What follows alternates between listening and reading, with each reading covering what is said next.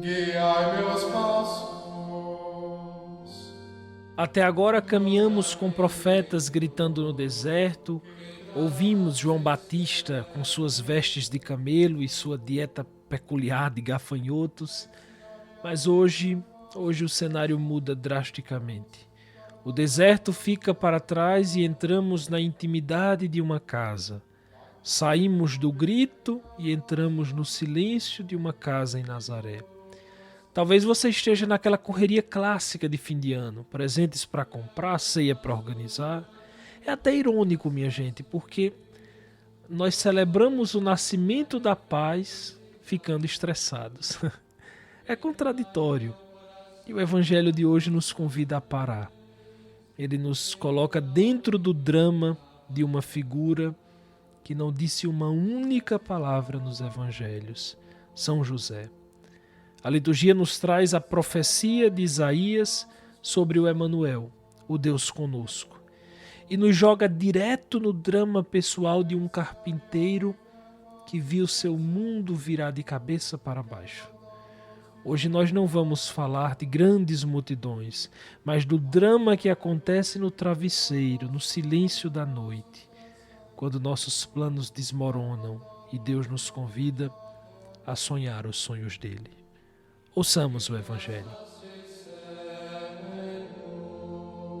Evangelho de Jesus Cristo segundo Mateus, capítulo 1, versículos de 18 a 24. A origem de Jesus Cristo foi assim. Maria, sua mãe, estava prometida em casamento a José e antes de viverem juntos, ela ficou grávida pela ação do Espírito Santo. José, seu marido, era justo e, não querendo denunciá-la, resolveu abandonar Maria em segredo. Enquanto José pensava nisso, eis que o anjo do Senhor apareceu-lhe em sonho e lhe disse: José, filho de Davi, não tenhas medo de receber Maria como tua esposa, porque ela concebeu pela ação do Espírito Santo. Ela dará à luz um filho e tu lhe darás o nome de Jesus, pois ele vai salvar o seu povo dos seus pecados. Tudo isso aconteceu para se cumprir o que o Senhor havia dito pelo profeta. Eis que a virgem conceberá e dará à luz um filho. Ele será chamado pelo nome de Emanuel, que significa Deus está conosco. Quando acordou, José fez conforme o anjo do Senhor havia mandado e aceitou sua esposa. Palavra da salvação. O texto fica nas primeiras linhas do Evangelho de Mateus, evangelho que vamos ouvir este ano litúrgico, que vai nos acompanhar até o final de 2026. Está lá no capítulo 1. Maria, prometida a José, apareceu grávida antes de coabitarem. Interessante porque, para entender o peso disso, nós precisamos tirar a imagem romântica do presépio. Pela lei da época, isso era um escândalo, era traição. A pena prevista na Torá era duríssima. José estava diante de um pesadelo social. Nazaré era minúscula, o sussurro dos vizinhos seria ensurdecedor. E aí eu peço a vocês, imaginem a cabeça de José. Ele, um carpinteiro que certamente gostava de tudo no esquadro, tudo medido, de repente se vê dentro de um mistério que não tem medidas humanas. O roteiro da vida dele foi rasgado. E aqui, meus irmãos, entra o ponto que separa os meninos dos homens na fé. O texto diz que José era um homem justo. E esse é o ponto central. O que significa ser justo? Geralmente achamos que o justo é aquele que aplica a lei, custe o que custar. Se a lei diz denuncie, o justo denuncia. Mas a justiça de José é de outra categoria. A justiça de José não é a obediência cega à norma, mas é o amor que cumpre a lei superando-a. Vejam só, José decide repudiá-la em segredo. Essa expressão é uma questão muito bonita. Porque parem e pensem nessa escolha de José. Hoje nós vivemos uma doença terrível, uma tragédia antropológica. Vivemos na era do print, da exposição, do tribunal da internet. Se vemos um indício de falha do outro, um cheiro de escândalo, qual é a nossa reação imediata? Não se sabe mais silenciar. O que se quer é destruir, é ganhar likes em cima disso. E José hoje é um grande exemplo de postura antagônica a esse fenômeno social. É um grande exemplo para nós. É um homem muito grande, José. Nós estamos vendo no Brasil, dia após dia, casos de feminicídio aumentando. Eu vi um caso que fiquei horrorizado. Eu confesso a vocês que eu passei a semana pensando naquilo. Não sei se vocês chegaram a ver. Um homem arrastou a mulher em um carro, uma rodovia, por mais de 1 quilômetro. É uma cena horrível. Se não viram, eu não sei se devem ver. Eu não sei nem se sobreviveu essa mulher, mas no jornal já tinham dito que ela havia amputado já as 2 pernas. E qual é um grande indicativo disso? Não é? É que nós homens perdemos as referências. Homens, nossa referência é José. Olhem para José. Vejam a grandeza, vejam a nobreza desse homem. Ah, meu Deus, se eu me parecesse mais com José. Ah, meu Deus, me dê essa graça. O problema, minha gente, é que a gente não olha para ele. Se a gente perguntar a um rapaz na rua, um jovem, adolescente, sei lá, se a gente perguntar, quem é sua referência? Você quer se parecer com quem? Qual é o seu objetivo? A resposta muitas vezes é, eu queria ser rico como Neymar. Eu queria ser famoso como Gustavo Lima. Eu queria ser popular como... Ô besteira. Só besteira, só besteira. E assim todos nós, cada vez mais pobres, mais rasos, sem substância. Me dá uma tristeza quando eu vejo uma coisa dessas, porque eu lembro daquela frase de Elisabeth Lisieux. Quando um homem se eleva, a humanidade inteira é elevada. A gente poderia pensar do mesmo modo. Quando um se rebaixa ou não se eleva, a humanidade inteira é rebaixada. Todos nós. Todos nós. E aí é triste porque a gente vê o quão grande é esse José. Ele abre mão da sua própria honra de homem traído, socialmente falando, digamos assim, para proteger a vida e a dignidade de Maria.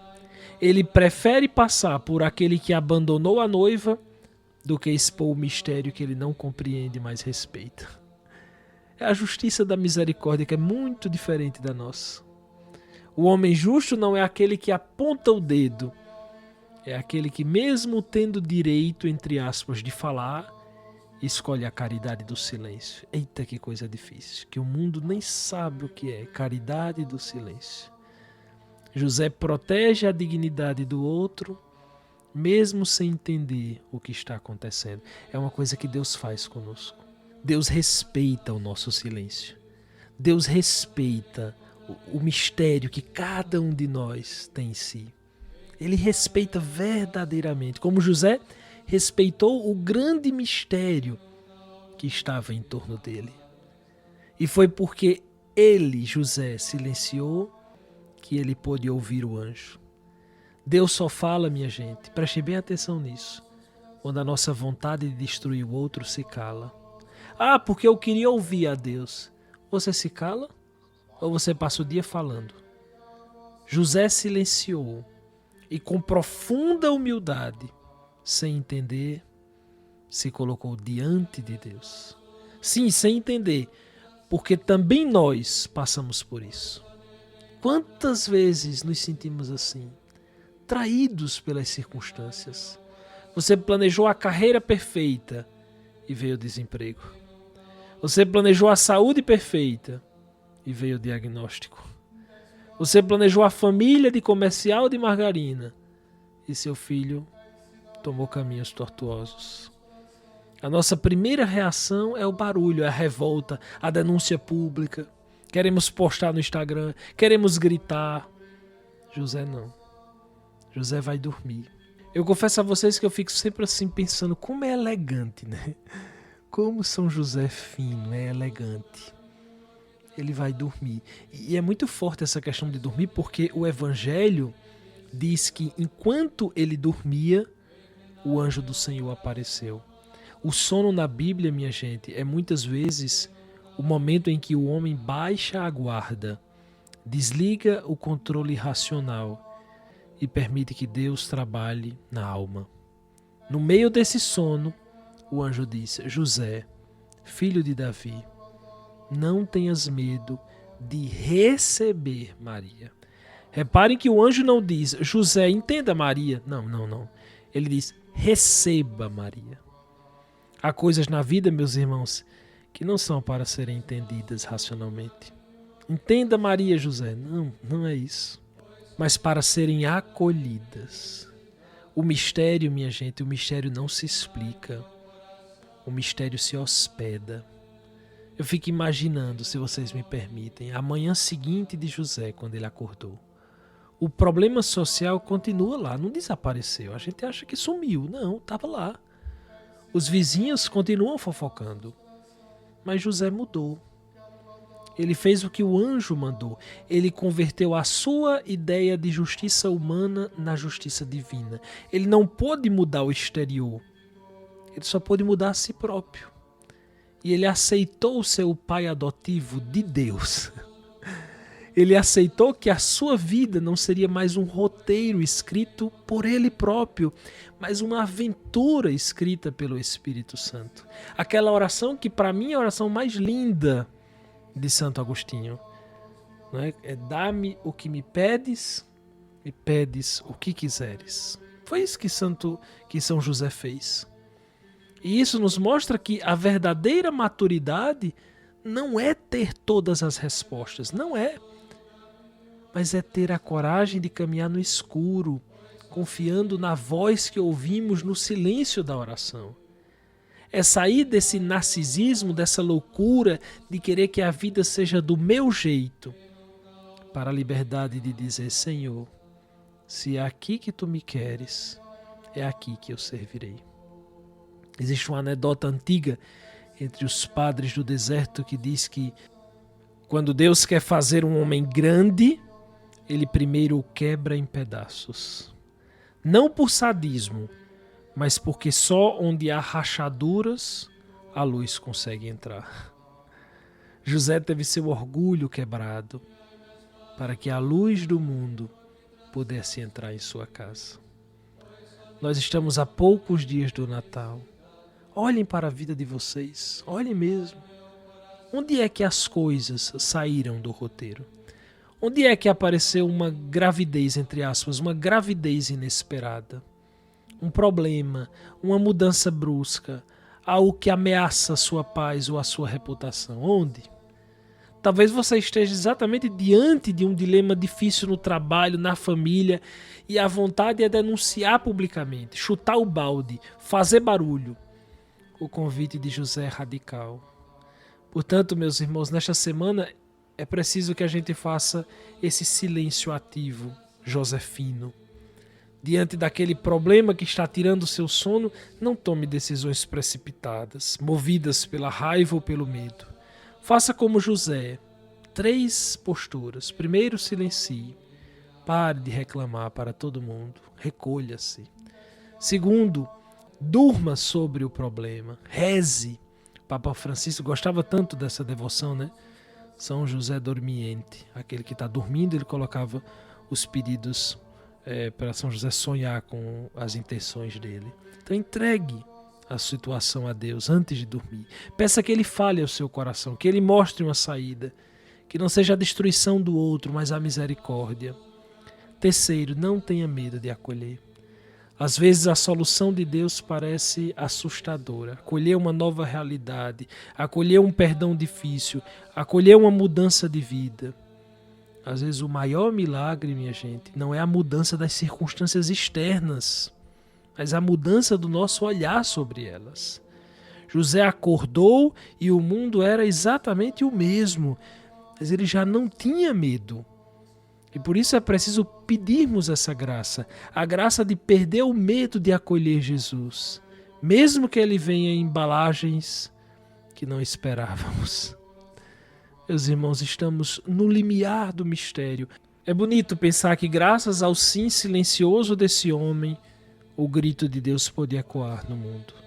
Que você seja na sua casa, meu irmão, minha irmã, esse José. Que você seja o abrigo seguro para onde Deus pode ir quando o mundo for hostil. Assim seja. Amém. Estamos no limiar do mistério. O Natal, atenção, não é a celebração de um aniversário, mas é a memória que Deus montou sua tenda no meio das nossas confusões. Hoje José nos ensinou que para Deus nascer nós não precisamos de uma vida perfeita, instagramável e sem problemas. Precisamos de um coração justo, ajustado à vontade de Deus e disponível para acolhê-lo. Que na noite santa que se aproxima, o barulho do mundo dê lugar ao silêncio da adoração. Que o menino Jesus encontre lugar no coração de vocês. A manjedoura que ele tanto procura. Não um lugar perfeito, a gente nem conseguiria dar isso a ele, mas um lugar aquecido pelo amor. Que a luz nasça dentro de ti e da tua família. Um santo e feliz Natal. Apesar do Natal não ser um domingo, eu gravarei um episódio extra, bônus, digamos assim, na festa da Encarnação, essa festa tão importante para a nossa fé. Um grande abraço e até o próximo episódio, se Deus quiser.